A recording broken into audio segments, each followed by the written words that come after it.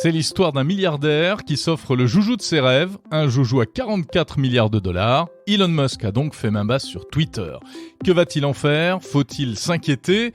On en parle évidemment cette semaine dans Monde Numérique. On en parle avec la chercheuse Leila Merck. Moi, ça m'inquiète beaucoup parce que pour une fois, c'est pas un projet ni économique ni technologique qu'il a en fait.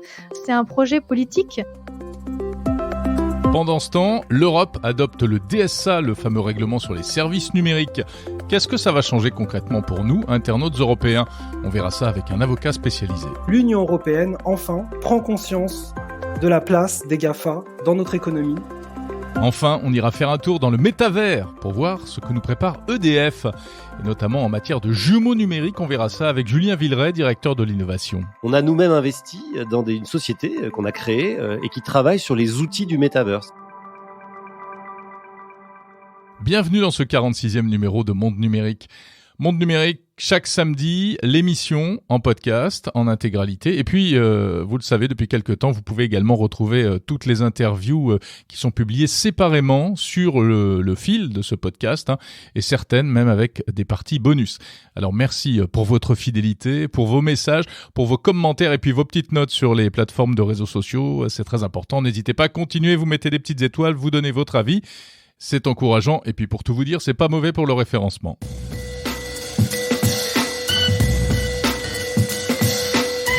L'actualité du numérique cette semaine va nous emmener bien au-delà des technologies, en fait, avec ce rachat spectaculaire de la plateforme de micro-blogging de réseau social Twitter par Elon Musk.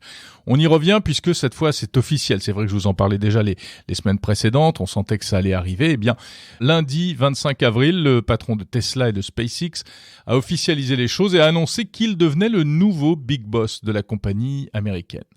Alors je vous passe la combine financière, quasiment machiavélique en tout cas, tellement intelligente par laquelle il a réussi à faire main basse sur l'entreprise en neutralisant toute opposition. En réalité, en gros, les dirigeants de Twitter n'avaient pas le choix, ils n'ont pas pu dire non.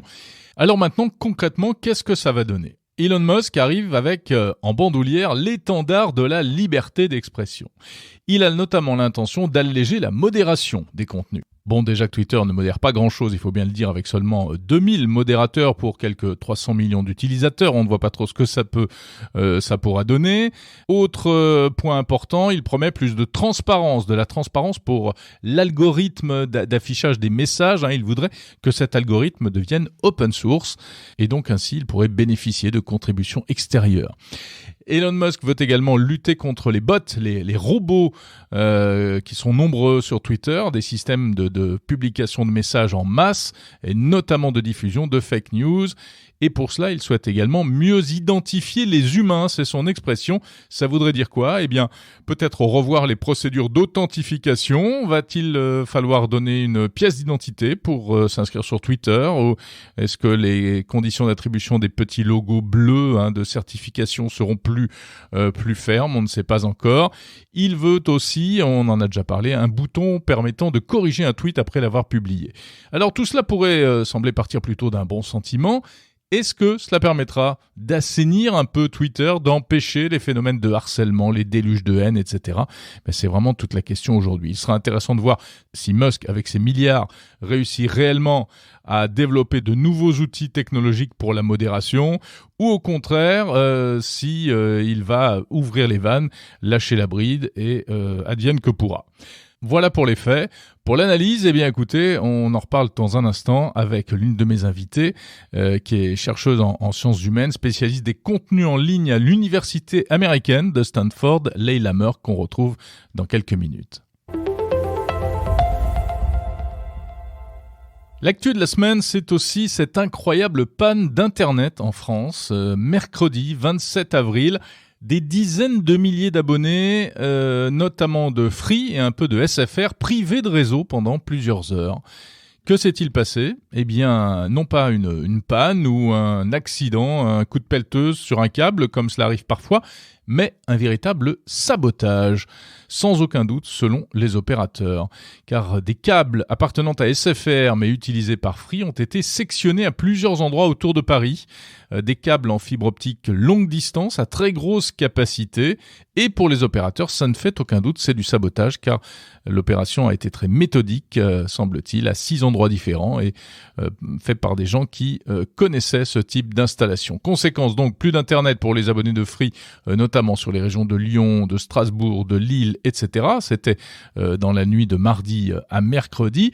Qui a fait le coup ? On ne sait pas. On est plutôt habitué, en général, lorsqu'il y a des pannes internet comme ça, à des câbles arrachés accidentellement lors de travaux, par des pelleteuses, je le disais. Ou bien il y a eu également des actions militantes, des pylônes incendiés par des opposants à la 5G, mais qui en général n'étaient pas très malins car ils allumaient même le feu sur des pylônes qui n'étaient pas branchés, par exemple. Là, on évoque beaucoup plus sérieusement la piste potentielle, rien n'est prouvé à cette heure, de clients ou de sous-traitants des opérateurs mal payés, mécontents des relations avec leurs donneurs d'ordre. Bon, c'est ce que l'enquête devra dire. Le parquet de Paris a ouvert une enquête pour détérioration de biens de nature à porter atteinte aux intérêts fondamentaux de la nation, car évidemment, lorsqu'on touche aux télécommunications, surtout avec cette ampleur, eh bien, cela devient une atteinte à la souveraineté. Une enquête confiée à la DGSI, donc la direction du renseignement intérieur. Si vous avez l'habitude d'effectuer des démarches en ligne, des démarches officielles, réjouissez-vous, nous allons bientôt pouvoir disposer en France d'une véritable identité numérique. Un décret vient en effet d'être publié le 26 avril pour autoriser le développement de l'identité numérique. Alors qu'est-ce que c'est exactement l'identité numérique ? Eh bien dans le cas présent, il s'agira d'un système qui permettra de s'authentifier en ligne sur Internet de manière sûre pour effectuer des démarches qui requièrent précisément une authentification. Autrement dit, cela évitera par exemple de devoir scanner sa carte d'identité pour l'envoyer par Internet, pour souscrire à un service ou autre, ce qui est très embêtant et en plus très dangereux au niveau sécurité par rapport au risque d'usurpation d'identité.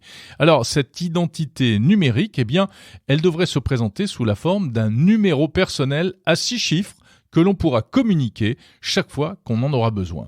Cela se passera via une application mobile baptisée France Identité qui va être lancée très prochainement. Dans un premier temps, ça servira à effectuer des démarches assez simples, comme par exemple envoyer une photocopie certifiée, présenter une preuve de majorité, sans révéler son identité, d'ailleurs c'est ça qui est intéressant, ou encore gérer des procurations pour des retraits de colis, etc. Et puis à terme, eh bien, cela pourrait servir également à se connecter à des sites officiels comme les sites servicepublic.fr, impôts.gouv.fr ou encore Amélie, la sécurité sociale, et pour lesquels aujourd'hui on utilise le système France Connect. Vous savez, France Connect, cette espèce de portail où on donne par exemple son numéro fiscal ou son numéro de sécurité sociale et ensuite on peut accéder à différents services. Là, on n'utiliserait donc plus que les fameux 6 chiffres plus l'application mobile. Alors, cela dit, cette identité numérique, eh bien, elle interviendra en complément de la nouvelle carte d'identité électronique. C'est-à-dire que pour en bénéficier de l'identité numérique, il va falloir demander la nouvelle carte nationale d'identité électronique, la CNIE. C'est cette petite carte de petit format. En plus, l'avantage, c'est qu'elle tient au format carte de crédit dans un porte-monnaie. Elle a été lancée l'été dernier. Elle contient une puce et n'importe qui peut la demander. Vous pouvez la demander en remplacement de votre actuelle carte nationale d'identité. Et si vous devez refaire votre carte d'identité, eh bien c'est la nouvelle qu'on vous donnera. Donc à partir de là, vous pourrez ensuite, lorsque l'application sera lancée, eh bien générer le fameux numéro à 6 chiffres et ainsi disposer d'une identité numérique. Alors c'est quand même pas mal, c'est une vraie avancée en matière de dématérialisation des services. À noter que ce système va remplacer un projet qui s'appelait Alicem, qui était basé sur la reconnaissance faciale, qui avait été lancé il y a quelque temps, mais qui avait fait beaucoup de bruit et qui avait été notamment retoqué par la Commission nationale informatique et liberté. Donc exit Alicem, à la place ce sera donc France, comment ça s'appelle déjà ? France Identité, voilà. Reste à savoir malgré tout comment tout cela va s'articuler avec le projet européen d'identité numérique, qui est également en préparation, mais qui tarde à voir le jour. Donc en fait, dans cette histoire, on a un peu l'impression que la France et l'Europe ont du mal à accorder leur violon là-dessus. Bon, ce qu'il y a, c'est que l'identité numérique française va donc exister, et on peut penser que lorsque l'identité numérique européenne verra le jour, eh bien, elle se substituera à vos systèmes français. Mais c'est pas plus mal, au moins ça devient concret. Si vous voulez en savoir plus, il y a un site dédié, france-identité.gouv.fr. Si vous êtes fan de selfies, mais que vous en avez assez de faire des acrobaties ou de tendre votre smartphone à bout de bras pour arriver à faire des photos plutôt approximatives, eh bien, un nouveau joujou a été présenté cette semaine. C'est un mini-drone qui permet de faire des photos et des vidéos personnelles. Et c'est le réseau social Snapchat qui vient de dévoiler Pixie. Alors Pixie, donc, c'est un tout petit appareil, un mini-drone qui pèse quelques centaines de grammes. Il est tout jaune, il vole à 5 mètres d'altitude à peine, à 10 mètres de distance seulement. Vous le posez sur votre main, vous le mettez face à votre visage, vous l'actionnez, hop, il décolle. Et alors ensuite, il peut soit vous prendre en photo de manière stationnaire, photo ou vidéo, soit il peut faire une orbite autour de vous, il peut vous suivre également si vous êtes en train de faire une randonnée en montagne. Alors c'est un produit assez insolite qui est donc commercialisé par Snapchat. Snapchat n'est pas un spécialiste de l'électronique de loisirs, mais la compagnie s'était déjà fait remarquer en lançant les lunettes Spectacles avec appareil photo intégré qui permettait de faire des petites vidéos. Le mini-drone Pixie coûtera 250 €. Comme par hasard, il est proposé, comme pour les Spectacles, en quantité limitée, officiellement pour des questions de problèmes de disponibilité de composants électroniques. Mais on peut se demander si ce n'est pas également une manière d'organiser la rareté pour susciter un peu plus d'enthousiasme pour ce produit. Personnellement, j'avais pu voir ce type de mini-drone appareil photo de poche sur le salon CES de Las Vegas il y a plusieurs années. C'était un produit chinois, mais qui n'est jamais sorti en Europe. Et là, Pixie devrait donc être disponible en France.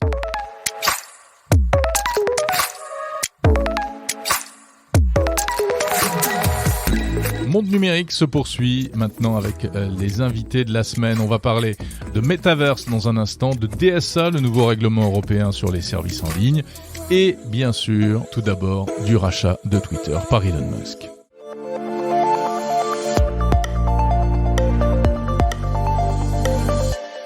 Bonjour Leila Merck. Bonjour, merci beaucoup pour l'invitation. Vous êtes coordinatrice de projet de recherche à l'université de Stanford aux États-Unis, au Content Policy and Society Lab. Vous vous intéressez à tout ce qui est contenu sur les réseaux, sur Internet et à l'impact sur la société. Alors ça y est, on y est. Elon Musk a officialisé son rachat de Twitter. Et tout le monde s'excite, chacun essaie de comprendre quelles seront les conséquences de ce rachat. Vous, qu'est-ce que ça vous inspire ? Moi, déjà, ça m'inspire que Elon Musk a quand même une parole performative. Il est très, très fort. Ce qu'il dit, on a l'impression qu'il le fait. Et on a presque envie qu'il arrête de parler parce que moi j'ai très peur que le jour où il dit « je serai demain président des États-Unis », il le devienne un peu comme il avait décidé un jour. Immédiatement. Voilà, un jour il avait décidé de faire redescendre ses fusées de l'espace, il l'a fait, de faire conduire des voitures autonomes, il l'a fait, de racheter Twitter, il l'a fait. Parfois ça prend du temps, mais enfin il le fait, quoi, et à chaque fois il nous bluffe. Voilà, donc moi ça m'inquiète beaucoup parce que pour une fois, c'est pas un projet ni économique ni technologique qu'il a en fait. On voit bien que technologiquement, il veut faire quelques petits changements sur Twitter, mais c'est pas vraiment la raison de son achat. Le projet économique, on est tous d'accord que c'est pas, voilà, l'entreprise, elle fait 1 milliard les bonnes années avec le vent en poupe. Et donc finalement, qu'est-ce qui nous reste ? C'est un projet politique et c'est surtout une course internationale et il sera ni le premier ni le dernier au monopole de l'espace public d'expression en ligne. Et c'est ça que je trouve, moi, très, très dangereux et qui révèle, en fait, les failles de notre gouvernance mondiale de l'Internet. Oui, parce que c'est vrai que Twitter, c'est un petit réseau social, entre guillemets. Tout le monde n'est pas sur Twitter, mais ça a une importance et une influence incroyable. Tous les hommes politiques, enfin, toutes les personnalités politiques s'expriment sur Twitter. Ensuite, c'est relayé dans les médias. Il y a quand même un côté agora qui est indubitable. Alors, qu'est-ce qu'il va faire, d'après vous ? Bah, ce qu'il va faire, il a essayé plus ou moins de l'annoncer, même si c'est pas très clair. Déjà, je pense que même lui, il est pas trop sûr de ce qu'il veut faire. Je pense qu'il a une idée en tête. La première, et déjà pour moi, on part mal. Il a l'idée que il y a de la censure. Il a l'idée que Twitter devrait être un espace de débat et qu'aujourd'hui, il n'en a plus les moyens. Déjà, on part sur des présupposés de base qui, pour moi, sont un peu compliqués à défendre, étant donné que le débat n'a jamais été interdit sur ces plateformes de réseaux sociaux. Ce qui est interdit, c'est l'effet de masse, c'est le harcèlement, c'est l'invective. Si le débat était interdit, Trump aurait été, en tout cas, si certaines idées étaient interdites, Trump aurait été viré de cette plateforme il y a bien longtemps. Donc déjà, sur cet aspect-là, il est difficile de comprendre puisqu'on a un peu l'impression qu'il se bat contre des chimères d'une certaine manière ou contre des chimères qu'il imagine bien plus grandes que ce qu'il n'en est. Il a quand même pour lui le fait et il le fait d'une manière que moi je trouve très très dangereuse, mais de mettre en lumière un vrai sujet qui est la protection de la liberté d'expression. Encore une fois, le débat n'est absolument pas interdit, les sujets ne sont pas interdits, mais, et on est assez d'accord avec lui là-dessus, la liberté d'expression n'est pas toujours protégée sur ces plateformes, notamment par manque de moyens, notamment par manque de compréhension de certains contenus, par manque de traducteurs. Il faut savoir que les équipes Twitter sont quasiment toutes anglophones, donc c'est déjà compliqué pour eux de traiter les contenus en anglais, mais alors les contenus en français, et puis après, je vous imaginez sur toutes les différentes langues qui peuvent exister. Donc déjà, ça, il le comprend assez peu. Mais en plus, lui, il est vraiment dans cette idée que cette liberté de parole est en danger et qu'il doit restaurer un peu le monde tel que lui l'imaginait, qui est en fait le monde d'avant Trump et qui est en fait un monde très violent qui laisse la place à celui qui crie le plus fort. Et donc c'est un peu ça qui, moi, m'étonne sur sa vision de la liberté d'expression, puisqu'il se considère être un absolutiste de la liberté d'expression. Obama aussi, il l'a dit il y a quelques jours à Stanford, il a dit « Je suis un absolutiste de la liberté d'expression ». Très bien, les deux se revendiquent et pourtant ils ont des projets politiques extrêmement différents. Donc, oui, totalement, ouais. Puisque Obama en appelle aujourd'hui à plus de régulation. Exactement. Donc, sous-entendu, à plus de modération et d'interventionnisme quelque part. En fait, c'est la question de faire de la dentelle. Une bonne protection de la liberté d'expression, c'est une quantité de moyens absolument hallucinants, puisque on traite des flux de contenu qui sont hallucinants. Et donc, si on a des algorithmes qui sont, pas extrêmement entraînés, 2, bourrés de biais, ça demande des investissements d'avoir un bon algorithme, hein, ça se fait pas du jour au lendemain. 3, explicable, ça signifie qu'une fois que l'algorithme a pris sa décision, on sait pourquoi, comment. Et puis 4, backé, on va dire, par des modérateurs humains, c'est énormément de moyens. Mais qu'est-ce que cette modération, cette on va dire augmentation de la modération permet? Ça permet que sur une courte période de temps, comme l'impose la loi, le travail de jugement soit fait d'une manière fine, qualitative. Et aujourd'hui, le manque de moyens fait que, comme on a des délais courts pour supprimer certains contenus, notamment terroristes, enfin tous les contenus illégaux, et les plateformes se précipitent parfois dans cette censure pour éviter la sanction financière, pour éviter la sanction légale. Sauf que du coup, il y a ce qui s'appelle des faux positifs, et donc parfois la liberté d'expression est mise en danger. Donc moi, je suis complètement du même avis qu'Obama, mais du même avis tout simplement apparemment qu'Obama, que ce sur quoi je travaille et sur quoi les équipes de chercheurs travaillent depuis longtemps, c'est de dire plus on aura des moyens, plus la modération pourra être fine, moins on mettra en danger la liberté d'expression. Et également, on permettra donc aux minorités, on permettra aux citoyens, on permettra aux utilisateurs de manière générale d'avoir de la place pour parler et que ça soit pas juste un grand microphone pour ceux qui crient le plus fort. Mais Leila Merck, c'est quoi grande question, mais c'est quoi la liberté d'expression? Est-ce que les propos révisionnistes, les propos anti-vax, les propos de désinformation, de transformation de la vérité, comme on en voit souvent, tout ça, ça existe sur les réseaux. Est-ce que ça doit continuer ou est-ce qu'il faut mettre le haut là? C'est sur ça que moi, c'est pas mon boulot, en fait, de répondre à cette question-là. Par contre, cette question, il faut la poser et elle est pas posée. Et c'est ça que nous, on dénonce, enfin, pas dénonce, mais sur lequel on tire la sonnette d'alarme depuis un moment avec le Content Policy and Society Lab. C'est qu'en fait, aujourd'hui, dans les différentes législations prises, cette question-là n'est pas traitée. Ce qui fait que lorsqu'on a un DSA qui sort en grande pompe, très bien, mais il n'y a pas de définition des contenus illégaux. Il n'y a même pas de définition des contenus non recommandés, parce qu'encore une fois, il y a le lawful, mais il y a le lawful but awful. Et donc finalement, les choses qui peuvent, par exemple, je sais pas, Qu'est-ce que vous entendez par là exactement? C'est ce qui n'est pas interdit par la loi, mais qui poussent c'est des formes de harcèlement qui poussent en fait à créer de la nuisance et des méfaits dans la société. Donc c'est ça en fait, c'est typiquement la question des vaccins. Lorsque la parole anti-vax peut entraîner des morts, ou même, on me l'a même de la question des vaccins, quand Donald Trump parle d'eau de Javel ou toutes les bizarreries qu'on a pu entendre, ça en peut entraîner des personnes qui sont atteintes physiquement. Techniquement, rien n'interdit Donald Trump de dire buvez de l'eau de Javel. Rien, c'est pas illégal.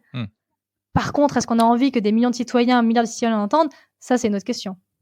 Ouais, mais dans une logique très libérale et même libertarienne comme celle d'Elon Musk, l'idée c'est de dire écoutez, après tout, chacun se fait son avis, chacun se débrouille avec la vérité et puis advienne que pourra.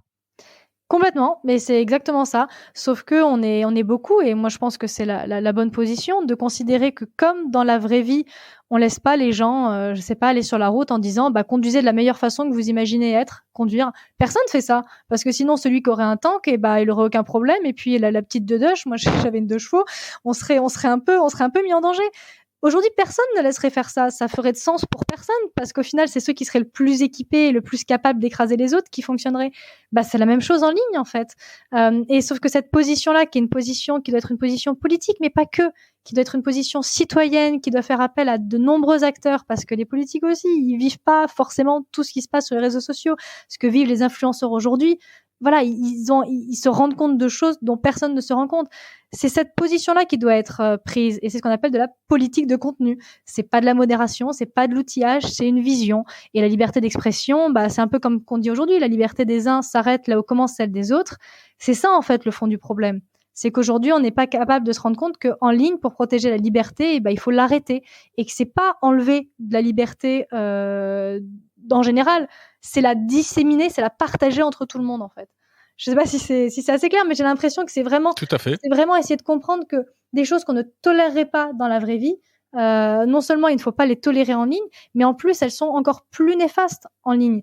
Parce que lorsque quelqu'un, dans la vraie vie, personne n'accepterait que quelqu'un se fasse battre à coups de pied en bas de chez soi.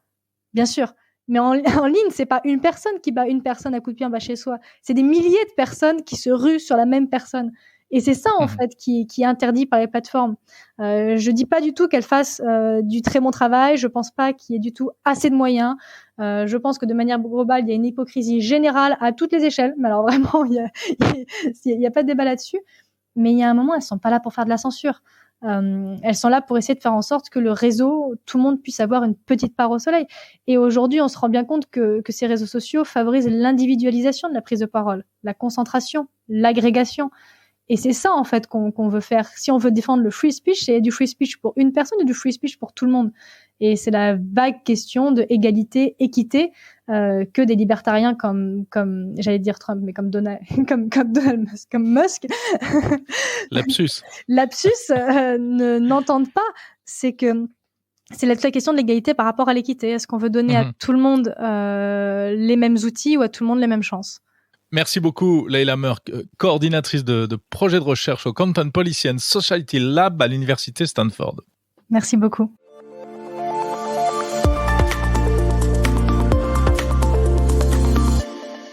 Bonjour Alexandre Lazareg. Bonjour. Vous êtes avocat spécialisé en droit du numérique et vous avez épluché ce fameux DSA. Combien de pages ? Une centaine de pages, un petit peu plus même. Ce qui est l'habitude de l'Union européenne que de multiplier les législations et de les complexifier. Alors, est-ce qu'on peut dire que c'est historique, ce DSA ? Non, je ne pense pas que ce terme puisse être valablement employé, en ce sens que nous avons déjà une large... dans notre droit français, en tout cas, la plupart des dispositions qui sont présentes ici reprennent trait pour trait le droit français applicable et la jurisprudence qui a été prononcée cette dernière décennie. En ce sens, on ne peut pas parler d'histoire ou de révolution à ce sujet, même s'il y a des avancées notables. Simplement, ce qu'on peut dire sur le plan historique, c'est que l'Union européenne, enfin, prend conscience de la place des GAFA dans notre économie et essaye de les réguler et de les encadrer compte tenu de l'importance qu'elles ont prise ces dernières années. Mmh. Alors il y a beaucoup de choses, hein, évidemment. On va pas prendre toutes les mesures les unes après les autres, mais selon vous, quelle est peut-être la plus importante ou les plus emblématiques et celle qui pourrait avoir le plus de conséquences dans nos vies? Je dirais que c'est peut-être la transparence des algorithmes. Ça, c'est quelque chose qui est nouveau. C'est quelque chose qui était demandé par les utilisateurs, les citoyens depuis très longtemps, qui a interrogé aussi les experts. Pour la première fois, désormais, nous allons savoir précisément comment fonctionnent ces plateformes, comment elles hiérarchisent les informations, les messages. Il y a une exigence de transparence à leur égard. Jusqu'à présent, elles évoluaient sous une forme d'opacité qui nous permettait pas de comprendre véritablement leur fonctionnement.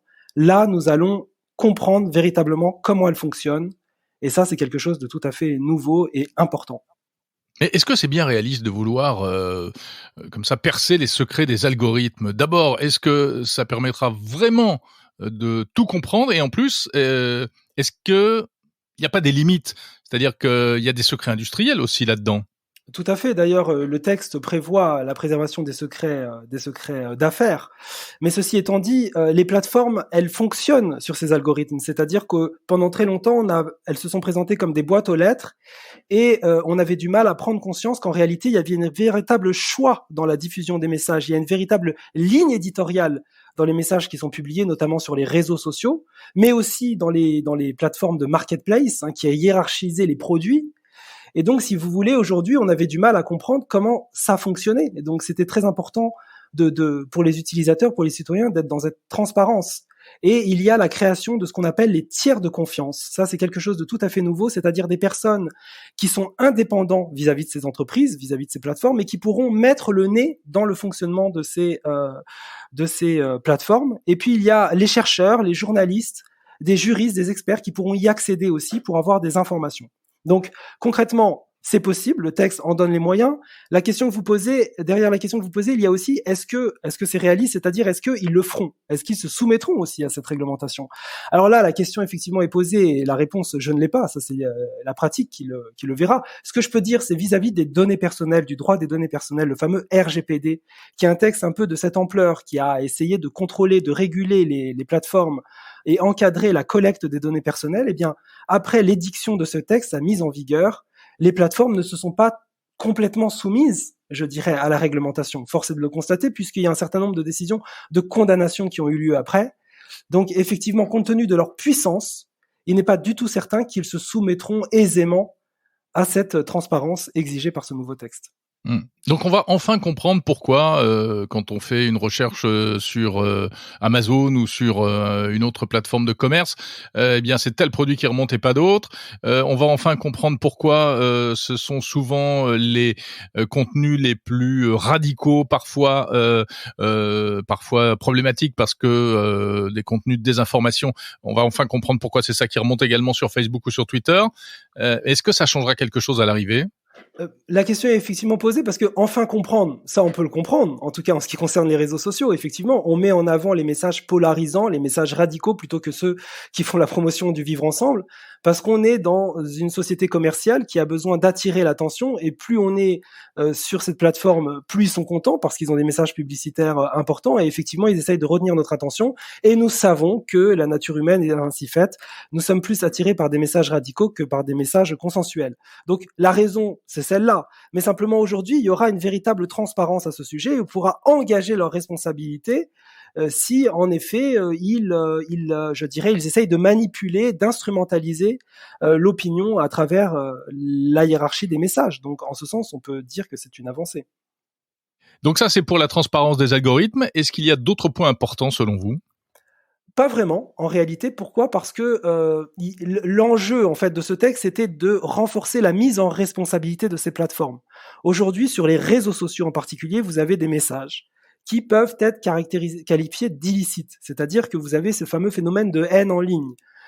Lors de l'avènement de ces plateformes, on a considéré que ces plateformes, c'était un formidable moyen et un outil de liberté d'expression dans une société démocratique où désormais chacun pourra exprimer son opinion, interagir, et il n'y aura pas que certaines personnes qualifiées sur quelques chaînes de télévision comme jadis qui pouvaient s'exprimer. Donc ça a été un outil formidable sur le plan démocratique. Et d'ailleurs, dans l'histoire récente, par exemple les fameuses révolutions arabes, on sait que les plateformes ont joué un rôle crucial, je dirais, pour l'expression publique et pour, je dirais, les mouvements sociaux. Ceci étant dit, on s'est aperçu qu'il y avait un versant un peu obscur. Ouais, à un moment, ça a dérapé un peu quand même. Voilà, tout à fait. C'est-à-dire que la liberté d'expression, c'est une chose, l'expression dans l'espace public, c'est une chose. Mais simplement, lorsque chacun est derrière son téléphone ou son ordinateur, il peut tenir des propos tout à fait désagréables, nauséabonds, diffamatoires, injurieux, et c'est ce qu'on appelle, d'une façon générale, la haine en ligne, hein, des messages tout à fait désagréables qui ne servent pas à la démocratie et l'expression publique. Et c'est là que le législateur doit intervenir. C'est là que ça peut porter des préjudices très importants pour les gens. Il y a le harcèlement en ligne, et à cet égard, il a fallu les réguler. Et c'est là que vient jouer ce texte. Alexandre Lazareg, le DSA entre en vigueur, enfin, il n'est pas encore entré en vigueur. Le DSA est mis sur les rails au moment où Elon Musk rachète Twitter. C'est étonnant ce télescopage. Est-ce que, du coup, ça voudrait dire que le DSA pourrait, comment dire, sans être, comment poser la question de la manière la plus neutre possible. Enfin, quel pourrait être l'impact finalement si demain Elon Musk décide de complètement changer la ligne de Twitter? Est-ce qu'avec le DSA, eh bien, en Europe, on aura droit à un régime spécial et il sera obligé de se conformer finalement à ces règles-là? Ah bah tout à fait. De toute façon, on peut dire que le texte s'applique à tous les réseaux sociaux tous les réseaux sociaux qui agissent sur des utilisateurs sur le territoire européen. Donc quoi qu'il en soit, Twitter est assujetti à cette réglementation. Effectivement, c'est une formidable coïncidence parce que ça montre que dans le monde des idées, si je puis dire, les gens se rejoignent en ce sens qu'il y a une vraie problématique et vous avez des forces qui évidemment utilisent ces plateformes parce que c'est un moyen de communication, c'est un moyen d'influence extrêmement important pour les puissances économiques, et c'est aussi pour la raison pour laquelle le législateur européen a besoin de réguler pour protéger aussi la société démocratique, la liberté d'expression et la dignité des individus, parce que les réseaux sociaux peuvent porter atteinte à la dignité des individus à travers des fausses informations qui peuvent créer des dissensions, des déséquilibres dans la société, à travers le harcèlement, à travers tout un tas je dirais, de messages qui peuvent influencer, instrumentaliser l'opinion sur le plan politique. Vous avez eu le scandale de Cambridge Analytica qui a été tout à fait fondamental à cet égard. Donc sur Facebook, les puissances économiques s'intéressent à ces réseaux sociaux et les États cherchent à contrôler, à réguler, à maintenir pour protéger leur cadre de vie. Et il y a des forces contradictoires qui se battent et c'est un petit peu ça qu'on voit précisément dans cette coïncidence. Est-ce qu'avec ce texte, on va vers un monde plus safe, plus sain, plus apaisé, ou au contraire, on va vers des empoignades judiciaires à n'en plus finir ? En tout cas, l'objectif, évidemment, c'est d'assainir, je dirais, ces médias. L'idée aussi, c'est d'engager plus facilement la responsabilité des médias. Peut-être qu'on en reparlera, mais on verra que ce sera pas, néanmoins, pas moins difficile. Aujourd'hui, il est très difficile de s'attaquer à ces entreprises. Elles sont extrêmement puissantes. Elles ont pris une ampleur tout à fait décisive. On ne les a pas vues venir compte tenu de leur modèle qui repose sur la gratuité. Elles ont échappé à tous les seuils de contrôle, de référence, notamment en matière de droit de la concurrence. Et en effet, aujourd'hui, elles sont là. Ce sont des sortes de monstres froids, comme disait Nietzsche, si je puis dire. Et dans ces conditions, aujourd'hui, elles sont à l'égal et même peut-être supérieures aux États. C'est la raison d'ailleurs pour laquelle les États, au sens national, n'étaient pas en mesure de réguler valablement ces entreprises. Nous sommes obligés de monter à une échelle plus régionale. Et en effet, il n'est pas du tout certain qu'elles soient ou qu'elles se ressentent tout à fait, je dirais, contraintes par ces textes, compte tenu de leur puissance, compte tenu de l'argent qu'elles récoltent, par justement ces diffusions d'informations, cette manière de faire. Donc, en réalité, ce texte leur demande de revoir un petit peu leur modèle d'affaires. Et c'était aussi le cas du RGPD. Et il n'est pas du tout certain qu'elles s'y soumettent. Et à cet égard, il est probable que, en effet, nous allons multiplier les contentieux en vain. Et il n'est pas du tout certain que ce texte, aussi, je dirais, ambitieux qu'il soit, notamment au regard des amendes qu'il préconise, qu'il parvienne à ses fins. Merci beaucoup, Alexandre Lazareg, avocat spécialisé en droit du numérique. Merci à vous.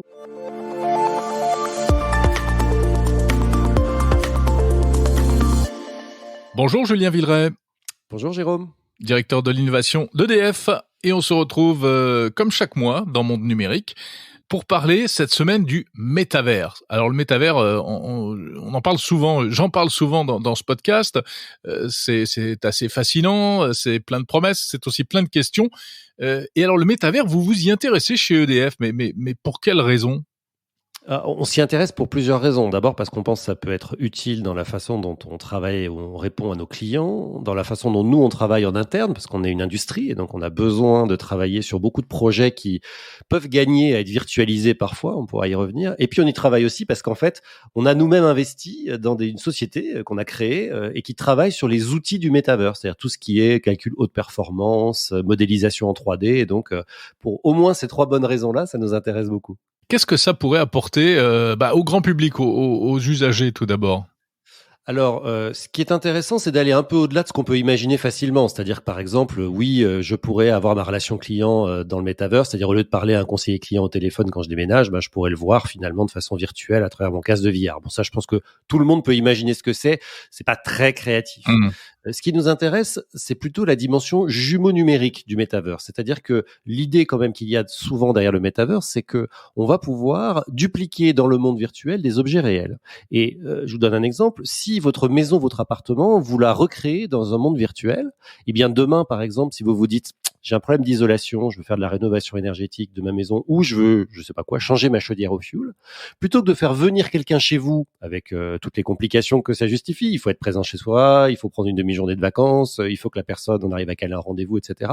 Mais si votre maison, votre appartement, il est virtuellement recréé dans le Metaverse, vous pouvez faire visiter à cet expert votre maison virtuellement et il va pouvoir tout de suite vous dire ah bah là on voit bien vous avez tant de fenêtres, tel type de fenêtre, ah bah là ça va être ça la solution et puis là votre chaudière, oui il y a la place pour mettre une pompe à chaleur à la place, il y a aucun problème, on va pouvoir le faire. Donc ça c'est un exemple de ce que ça peut faciliter dans la relation avec le client, c'est que finalement on va pouvoir faire dans un monde virtuel, donc facile d'accès depuis n'importe où dans le monde, des choses qu'avant il fallait faire dans le monde physique qui a beaucoup plus de friction, comme on dit, c'est-à-dire de fait, quand c'est physique, c'est plus compliqué. Oui, alors ça, c'est une application vraiment utile, on va dire. On est loin de ce qu'on voit d'habitude, toutes les idées de choses un peu ludiques, voire futiles, basées uniquement sur l'ultra consommation, etc. Ça, c'est donc pour les particuliers. Pour les entreprises, qu'est-ce que ça pourrait apporter ? Là aussi, je pense qu'il faut aller au-delà de l'idée qu'on a tous, qui est que la réunion Zoom ou Teams qu'on fait au bureau derrière son écran, on pourrait désormais l'avoir avec un casque de réalité virtuelle. Bien sûr, c'est peut-être un usage très intéressant. Nous, on regarde les choses beaucoup plus loin sur du travail collaboratif sur des objets, c'est-à-dire que par exemple sur une pièce industrielle ou sur un plan, on va pouvoir travailler à plusieurs et donc interagir à plusieurs en 3D sur ce plan, où que l'on soit, évidemment, quel que soit son site, même dans une ville, évidemment, dans un pays différent. Et c'est pas anecdotique parce qu'une entreprise comme EDF, mais c'est le cas de plein de grosses entreprises industrielles, travaille sur des projets, par exemple, pour notre cas, un EPR en Angleterre, aussi depuis la France. Et donc, pouvoir travailler sur un plan en réel ou sur une pièce en réel dans un monde virtuel, c'est évidemment quelque chose qui a beaucoup de valeur. Et en plus, on peut imaginer, parce que moi je crois beaucoup à ça, je pense que c'est ça la force du Metaverse, une traduction dans le monde réel de ce qui se fait dans le monde virtuel. Imaginez que vous ayez un bras robotique dans le monde réel, et il va pouvoir travailler une pièce industrielle, par exemple, en temps réel, pendant qu'on la manipule et qu'on la regarde et qu'on la travaille tous ensemble dans le monde virtuel. Donc, encore une fois, ça a des applications qui sont évidemment très performantes pour le monde de l'entreprise, parce que plutôt que d'avoir à déplacer des gens à travers le monde, mais encore déplacer des gens, c'est plus facile que déplacer des pièces industrielles, je vous assure, parce que parfois ça pèse plusieurs tonnes, plusieurs dizaines de tonnes. Eh bien, on va pouvoir travailler sur ces objets-là de façon virtuelle, tout en ayant un impact dans le monde réel. Oui, donc du travail collaboratif 2.0 ou 4.0, encore Exactement. Plus évolué. Plutôt 4.0 même, oui, effectivement. Alors là, on parle un peu encore au futur, mais où en êtes-vous concrètement chez EDF par rapport à ça ? Vous êtes déjà avancé dans ces technologies ? Alors, nous, déjà, on en utilise certaines déjà au quotidien. Alors, pas aussi avancées, mais ce que je vous raconte sur le travail collaboratif autour de plans et de pièces, c'est déjà des choses que l'on fait avec des casques HoloLens que certains d'entre nous connaissent. Et on travaille beaucoup à développer ce genre de solutions. Mais surtout, on a décidé de créer des briques technologiques. On a créé une société qui s'appelle Exion, qui, en fait, construit les briques technologiques du metaverse et qui les propose à, évidemment, EDF, mais aussi à d'autres entreprises à l'extérieur. Par exemple, on a aujourd'hui notre propre plateforme de blockchain, donc on peut créer des NFT, ce qu'on appelle des NFT, c'est des objets certifiés dans la blockchain, donc inviolables. Des monnaies virtuelles, on développe des monnaies virtuelles. On va d'ailleurs en lancer une très bientôt qui s'appelle le Clapcoin avec Claude Lelouch et le cinéma français pour aider au financement de films. Donc voilà, on crée des monnaies virtuelles et on a des machines de calcul très haute performance, de cloud 3D comme on dit. Vous imaginez des serveurs avec des cartes graphiques ultra puissantes qui permettent de calculer en temps réel ces univers, ces métavers, et les rendre persistants, c'est-à-dire les faire vivre en permanence dans le cloud. Donc tout ça, c'est des technologies que nous, on développe. Et évidemment, vous allez peut-être me dire, ok, mais pourquoi EDF fait ça? Parce qu'après tout, c'est pas notre métier de base. Oui et non, parce qu'en fait, ce qu'on reproche souvent à ces technologies, c'est d'être très énergivores et d'être de fait très polluantes. Et donc nous, on cherche à construire ces technologies pour les rendre vertueuses, c'est-à-dire que on va travailler par exemple à les alimenter avec une électricité bas carbone, donc une électricité qui ne pollue pas. Et donc c'est toute la différence entre un métavers, j'allais dire vertueux, et un métavers qui l'est moins. Il y aurait un métavers vert et un métavers pas propre. Comme pour tout, évidemment, on peut, il faut faire des efforts, il faut être innovant, il faut être créatif, on peut rendre des choses qui ne le sont a priori pas vertes. Si je prends un exemple que j'aime bien d'un de nos projets en ce moment, la future piscine olympique de Paris 2024, qui est située en Seine-Saint-Denis, on prévoit de la chauffer avec la chaleur récupérée des serveurs du data center qui fera tourner le métavers d'EDF. Et donc cette idée, et c'est pas une idée en l'air, c'est un contrat qui a déjà été signé, nous allons alimenter avec cette chaleur récupérée de nos data centers la future piscine de Saint-Denis. Et donc on arrive comme ça à inventer des solutions qui nous permettent à la fois de profiter de nos outils technologiques, tels que je crois vous et moi on les aime, et en même temps de se dire qu'on n'est pas en train de détruire la planète. Merci Julien Villeray, directeur de l'innovation d'EDF. Merci Jérôme.